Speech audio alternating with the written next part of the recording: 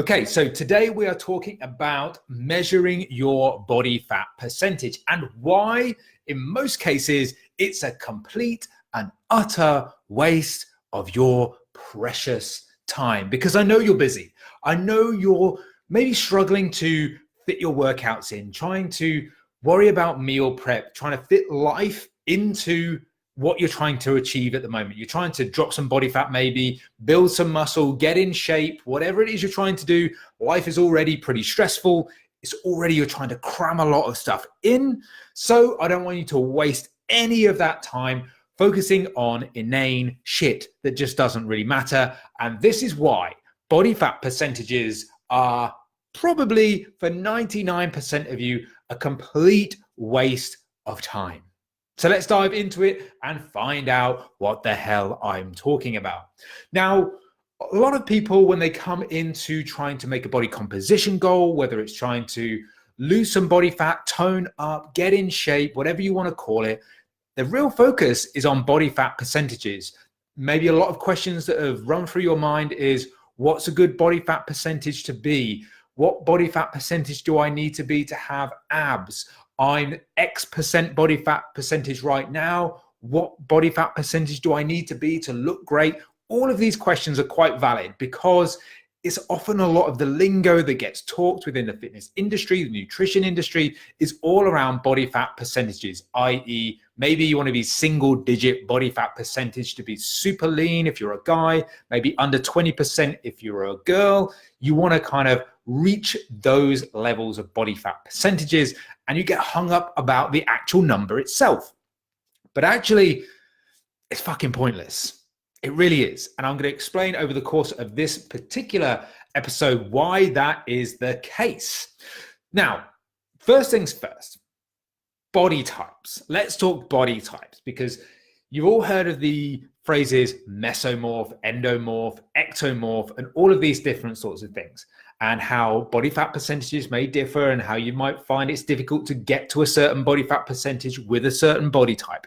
Now, first of all, I will say that there are different body types. Genetics do make a difference in terms of how we look and how we end up losing body fat and how we end up building muscle and how it all kind of sits together.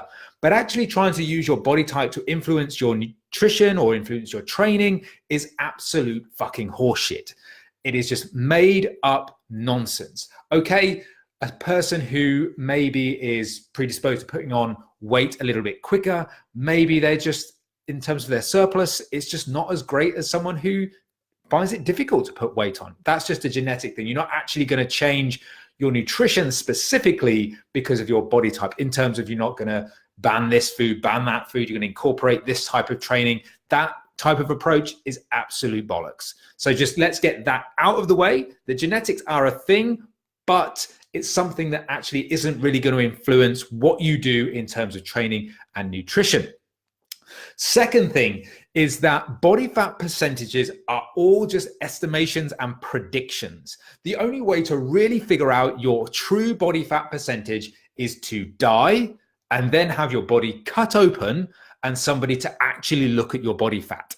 Now, I'm going to guess that 100% of you listening to this, watching this right now, don't want to go down that route. Your body fat percentage number probably doesn't mean enough to you to die to find out what that number would be. And anyway, if you were dead, you wouldn't actually figure out what that number would be anyway. So hell, as long as we now agree that in terms of body fat percentages, you're never really going to know the true number.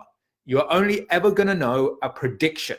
And as we'll go through the different types of body fat percentage measures, you will see that that's going to vary wildly with huge degrees of inaccuracy that, again, make this whole thing a little bit pointless. So let's now dive into the different types of ways of measuring your body fat percentage. So one that you might be very, very familiar with is something called bioelectrical impedance. Now, that's a posh term for basically an electric current going through your body, very, very small one. You're not going to die. It's not like sticking your fingers in a plug socket to get your body fat percentage. That would be stupid. Now, this is where you're going into a gym maybe. They've got a machine with two metal handles that you grab, and then you basically just sit and wait and let the current pass through your body, and you're going to get this reading back that says you're 25%, 26.5%, whatever it is that you may be. Now, what are the advantages of this?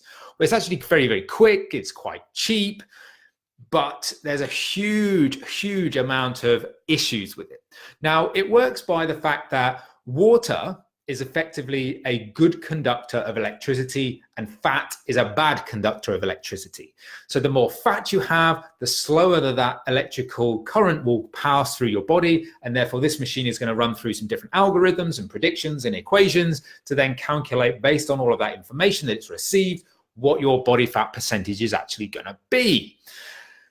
Sounds good, but reality is that the accuracy, or the level of inaccuracy, let's say, is going to range anywhere between 2.7% to 6.1% out. So that's a huge range. When you're talking about body fat percentages, that's a huge variation. And if you think about where one day you could be, I don't know, 20%, and then the next day you're 26%, that's a huge variation, which makes that particular reading probably absolutely fucking worthless. So again, you have to think about, well, when I'm jumping on this machine, do I actually trust the information that's coming back? And am I going to let that influence how I feel about myself? Am I going to let that influence what I then do with my nutrition and whether I adjust my calorie deficit? I would suggest not, because it's so inaccurate. Because this can actually be influenced by a number of different factors. If you think about it, when we're talking about this impedance, it's all about how fast this water, the electrical current passes through water and fat and things like that. So that can be influenced by things like how hydrated you are.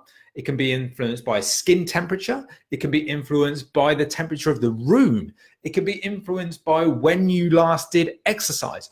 All of these different sorts of things are creating a huge amount of different variations within the readings that you're seeing. So in my opinion, yes, they're cheap. Yes, they're quick, but they really can't give you an accurate measure. And even when you're holding the handles, it's really only passing a current through the top half of your body as well. So it's not really looking at a total body reading of your body fat percentage. So if you are one of these people that maybe at a gym or maybe at home, whether it's weighing scales, whether it's the machine with the handles, things like that, it really isn't giving you an accurate enough measure to use that within your nutrition protocol to change things that you're doing with nutrition, to change things that you're actually doing.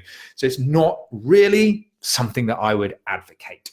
And I would say as well, in terms of the clients that I have coming through my program, is that we don't really focus on body fat percentages ever. I don't ask people for their body fat percentages. We just don't use it because of the high levels of inaccuracies. And as I'll come on to later, is that even if you had a good reading, it still might not be worth it. But we'll come on to that later. Next one we're going to look at is something called the Bod Pod. Now, this is like air displacement, and it uses this pressure/volume relationship to basically estimate your body fat percentage. Again, this is all just estimates. It's fairly reliable. It's relatively cheap. You are going to spend a little bit of cash on this one every time you go. You're not going to have a Bod Pod in your front room unless you are pretty sad or you're a freaking millionaire. Now, the error rate on this one is talking about 1 to 5%. So again, it's a huge fluctuation. And again, it's influenced by a number of different things that are going on. So a little bit like the impedance machine, it's not really going to be a reliable measure that you're going to get consistently day after day, week after week, month after month. It's just going to be so up and down, all the things that are going on in terms of what you're eating, in terms of hydration levels. All these different things are actually going to influence how that machine gives you a specific reading. And I even saw something that said that they did a test, and even having a beard affects the actual body fat percentage results. So these are the things that you can see that actually do influence these particular readings, and why, again, maybe it's not the best route to go down in terms of trying to measure your body fat percentage. Next up, we've got something called the Dexa Scan. Now, I have personal experience of a Dexa Scan, having broken my hip, having bone density issues as a result of that. I've had a Dexa Scan, And because basically it's like this X-ray machine that you lie on within the hospital. It's quite expensive if you're paying for it privately, just to measure your body fat percentage. And it basically takes a scan, it looks at muscle tissue, it looks at body fat percentage, it looks at bone density, all of these various different sorts of things. And it's very precise to a certain degree in terms of reliability. It's very precise. But it is affected by a number of different things, and it's not easily accessible, and it's probably going to be relatively expensive, especially if you want to do it multiple times. Now, this can be also affected by hydration. It can be affected by, the actual reading can be affected by the contents of your gut, and also the macronutrient content of your diet. So if you think about it, you know, all these different sorts of things that you're doing day to day, whether it's changing the food types that you're having, whether it's changing, you know, how many calories you're having, how quickly your body is digesting food, and what food you've got in your gut at the time of going to that body fat reading, can hugely influence the actual result you get. So as you can see, we've only gone through 3 methods here, and already you can see that there's a huge degree of inaccuracy. So if you're jumping on scales and you're getting a body fat reading and you're letting that affect you, or you're making changes off the back of that, you should be quickly really understanding right now that maybe you should, whoa, son, hold your horses. Maybe there's not all that's cracked up to be with these body fat percentage readings. Lastly, what I'm going to talk about then is skin fold caliper readings. Now, these are actually quite good, but it does depend on the skill of the practitioner doing it. Now, there are some qualifications you can go through, or a personal trainer could go through, to actually get like almost an accreditation for being shit hot at taking skin fold readings. Now, what will usually happen is that someone will take some skin fold readings from various different areas of your body. They may even just do it from your belly, which would be a bad move to do. And they would then put it through some sort of algorithm, some sort of mathematical equation, and come out with a body fat percentage. That's a bad way to do it. That's not really how you should use skin fold readings. Skin fold readings should be done just to track change. So if you've got a person who is a good practitioner, who knows what they're doing in terms of taking skin fold measurements and can do it accurately and repeatedly on multiple occasions, then what that person should be doing is literally measuring the millimeter difference between the body fat on each of those different spots over time. Shouldn't be really amalgamating this up into a body fat percentage. That's not really what it should be used for. So for example, if you've got 2 millimeters of body fat on your tricep, you should be measuring that versus, you know, what the body fat measurement is, you know, say 2 weeks down the line, is it 1.5 millimeters? So you're just literally measuring that difference in the millimeters. You're not trying to convert it to a body fat percentage.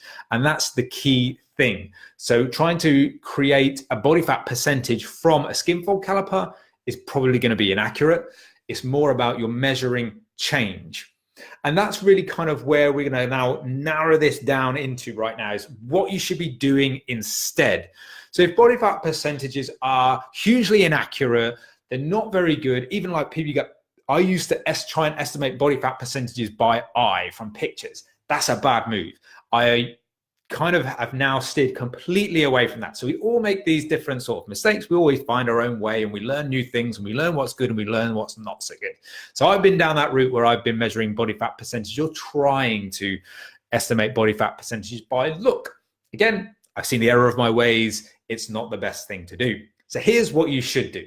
So Dexa and skin fold are your most accurate. If you can afford Dexa, cool, go for it. It's probably a bit expensive. It's not practical for most people. And for the amount of information it's going to give you to accurately do something about it, probably not worth it.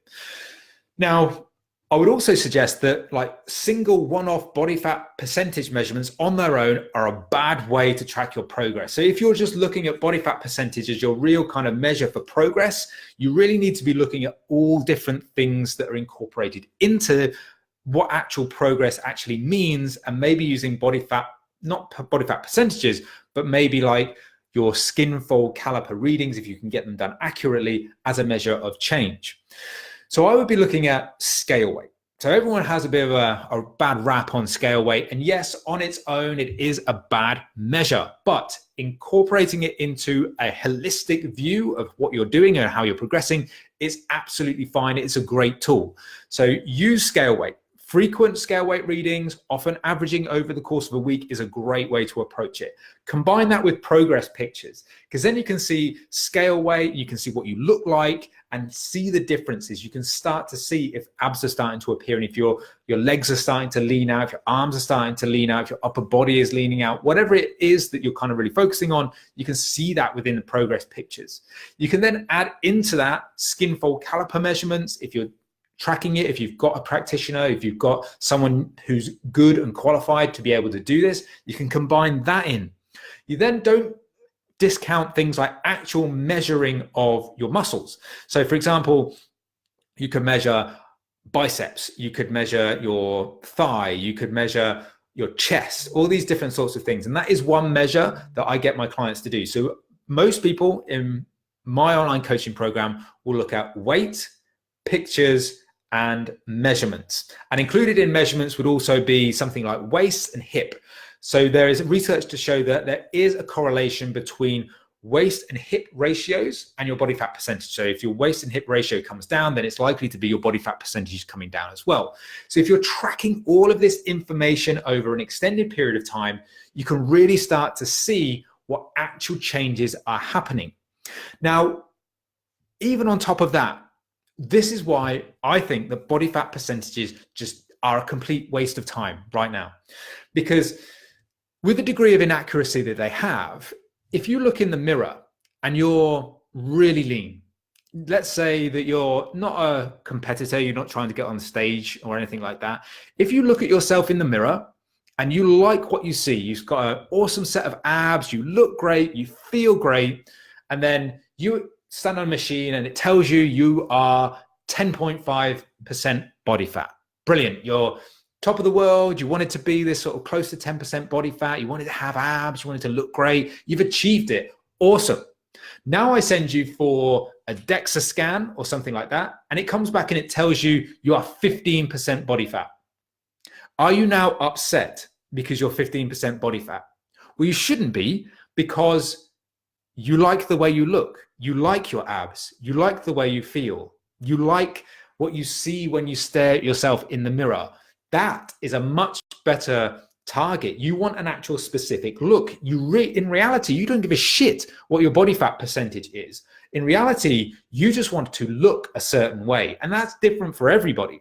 So if you've said to yourself, I want abs, I want to be visibly leaner and X, Y, Z, as soon as you see that in the mirror, who gives a fuck what your body fat percentage is? It just doesn't matter. So you can track your progress with all of those different measures: weight, pictures, waist to hip ratio, muscle girth, and skin fold millimeter measurements if you can get them done accurately. All of that over time, achieve the body you want, achieve the look you want. You will never need to know your body fat percentage. So to me, really, body fat percentages become this sort of, probably this thing that, again, like 99% of people just don't really need to waste their time on. They should really focus on other things and other ways of measuring themselves that are more accurate, more representative, and actually more useful in a long-term process. So that's my view on body fat percentages. Now, if you've got any questions about anything that I've gone through, then please come and talk to me. I hang out most of my time, as you may know by now, on Instagram. So if you go to @iron_paradise_fitness, you can come and see me there. Tell me what you thought of this little episode. Tell me what you think of what I've said about body fat percentage. If you agree, disagree, cool, let's have a debate about it. I always like that. And if you want more information on training, nutrition, and you want to grab your free Lean Life Kickstarter pack, then the link in the show notes here will take you to a page where you can download for free a 4-week training program, a guide on calculating calories, a guide on cravings, and so much more. Over the course of 7 days, I'm going to bombard you with a huge amount of free guides, free information that you will need to kickstart your journey to a leaner, healthier life. So go grab that if you're interested. And if you are listening to this on a podcast, and you can give me a rating, a review, anything like that, that would be super, super awesome and super, super much appreciated. But for now, all I'm going to say is keep living the lean life, and I'll see you for the next one.